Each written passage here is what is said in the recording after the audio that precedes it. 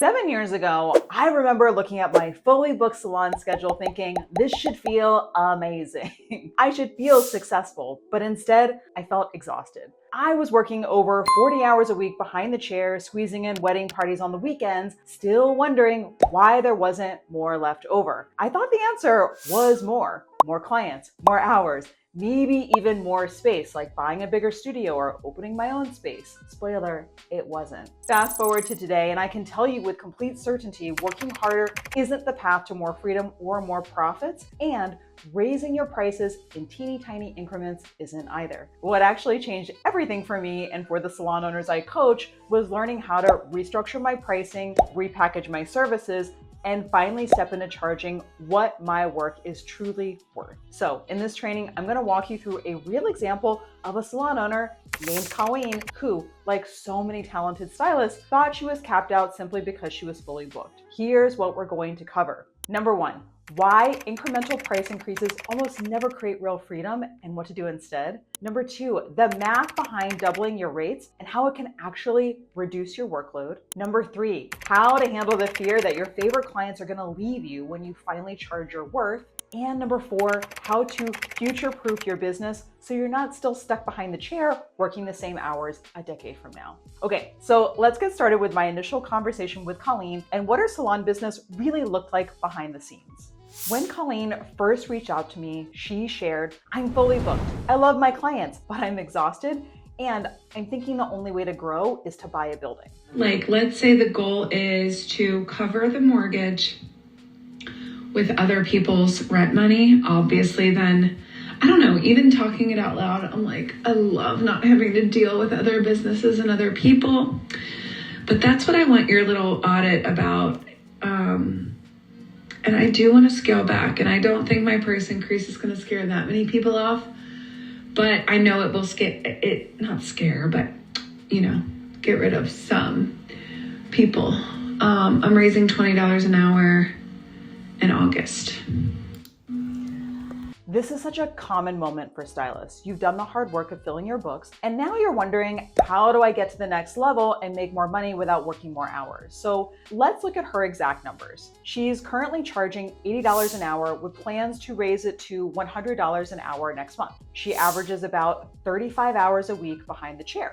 So when we do the calculations, that's about $2,800 USD a week in gross sales right now. And at about $100 an hour, she'd bring in about $3,500 a week. So over a typical month, that's about $12,000 to $15,000 gross income before tips, supplies, taxes, and overhead. On the surface, that looks great. Many stylists would love to be at that level, but here's the part that most people ignore. She's trading almost all of her time to get there, her schedule is maxed, and there's no space for growth, rest, or strategic planning. When I asked her what she ultimately wanted, she said, "I love the autonomy here, but eventually I'd like to step back from behind the chair. I'd love to have more time to travel and maybe build something else." And that vision is beautiful. But if I were speaking with Colleen, I would advise her that it's never gonna happen if she keeps relying on small, incremental price increases and a packed schedule. Why incremental price increases don't work. And I see this all the time. Stylists who are scared to make a bold pricing move, so they take tiny steps instead. In Colleen's case, she was planning to raise her rate from $80 to $100. And she even said to me, "I don't think it'll scare that many people off." And she's probably right. It's not really gonna scare everyone. But here's what I want you to hear. That extra $20 an hour isn't gonna create more time. It isn't gonna fundamentally change your capacity or her income trajectory. It's like trying to build wealth with the spare change you find in your couch cushions. It feels safe, but it's not enough. So what I would say to Colleen and you, if you're watching this, is what if we just scrapped the safe small step and actually doubled your rates instead? And yes, sure, you can buy a building if you want to create monthly recurring revenue, and that's amazing. But first, let's look at your existing business. So let's explore the scenario of what if you just doubled your rate to $200 an hour instead of $100. So let's walk through this slowly because the math matters. I'm going to walk you through two scenarios. Scenario number one, half the hours, same income. So if Colleen charged $200 an hour, but only worked 17 to 18 hours a week, she'd still bring in $3,400 to $3,600 a week, almost exactly the same as her current income working 35 hours. But here's what I really want you to think about. Over the course of a year, that's about $177,000 in gross sales without tips while working roughly half the time she is now. Instead of logging 1,800 hours a year behind the chair, she'd be working around 900 hours,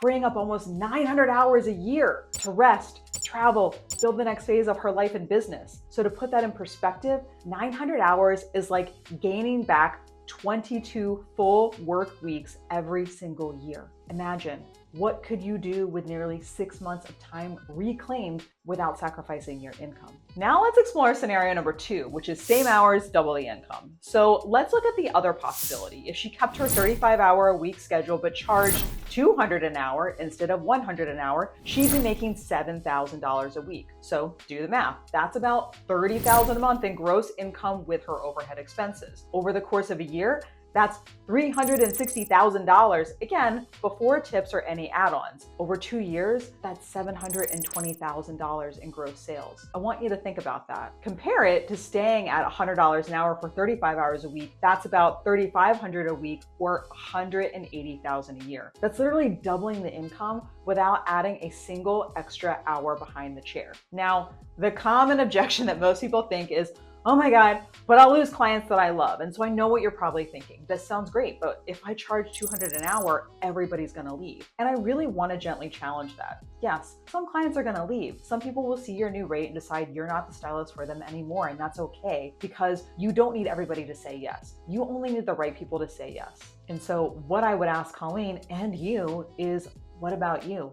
Are you the kind of person who's no longer willing to sacrifice your health, your time, and your family life to keep everybody else comfortable? Because here's the hard truth that nobody likes to say out loud. If you keep making decisions based on who might get upset, you will never make decisions on what you want or need. And this is about stepping into the identity of a leader who says, I'm worth this. I deliver an exceptional experience. I deserve to be compensated at a premium level. And this way of doing business is really for the kind of person who sees their current circumstances and knows it's not sustainable and it's also not acceptable. This doesn't mean that you love your clients any less, but it does mean you love yourself enough to build something sustainable. And why this can feel so hard is because this is deeper than pricing. It's about fear. Fear of disappointing people, fear of being seen as greedy, fear of stepping outside the pack. But here's what I want you to consider. If you keep building your business around what everybody else can afford, you will never build the life that you want. And no one is going to give you permission to change.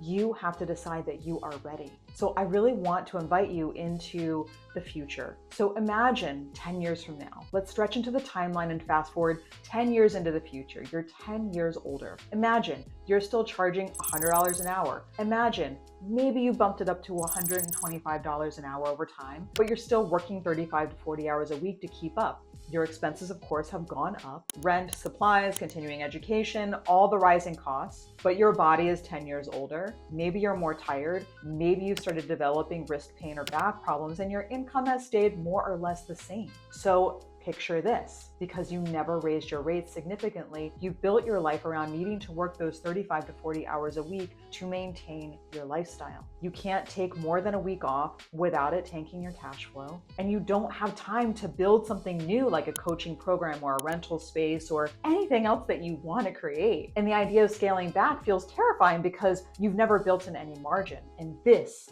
is what I invite you into today, because this is why we have to think bigger than how much can I get away with raising my prices right now. We have to ask, how do I set my business up so that I am free in the future? And so with that mindset shift, what I recommend for Colleen and also for you if you're listening and thinking, wow, this is me, here's what I want you to do. Number one, repackage your services. Stop selling time and start selling a transformation. For example, maybe you create a signature luxury service that includes extra rituals or hot oil treatments, a premium experience that makes clients feel amazing inside and out. Number two, set your rate to match the experience you deliver. If you're already planning to move to $100 an hour, ask yourself, what if you just skipped right to $200? Number three, prepare for some clients to leave. This is normal. But remember, you only need a fraction of your clients to say yes to make the same or more money. Four, use your free time up intentionally. Rest. If you haven't rested in a long time, rest. Number two, begin to strategize. And three, build the next phase of your business and your lifestyle. Five, so important, commit to the version of you who isn't afraid to charge more because she's already inside of you. If you're watching this, she's just waiting for you to let her lead. I hear so many times women in our industry wait to feel confident before taking action. And I have to tell you, it doesn't work that way. It's only by taking action that we build our confidence, we build our earned wisdom, and we show ourselves that we can survive and thrive in leading our business differently. You are not here to spend the next decade overbooked, underpaid, and burned out. You are here to build something that supports your life, something that feels good and profits well. This is your invitation to step into that. I think that it's pretty incredible that your salon business doesn't have to follow the old rules anymore to create more income and more freedom. You don't have to settle for incremental price bumps that barely move the needle. You don't have to work 45 plus hours a week just to keep your head above water. And you definitely don't have to sacrifice your well-being to prove that you're successful. You just need the clarity to see exactly where you're capped and the courage to repackage your services and raise your rates in a way that actually supports you. Now that you've seen this real-life example of how doubling your prices can unlock time and more income, you're gonna wanna watch my full strategy on how to master your profitability as a salon owner. And I cover the most common mistakes that happen when you start making changes to your pricing and client experience and how to avoid them. And you can watch that in my training, How to Master Profitability as a Salon Owner in 10 minutes.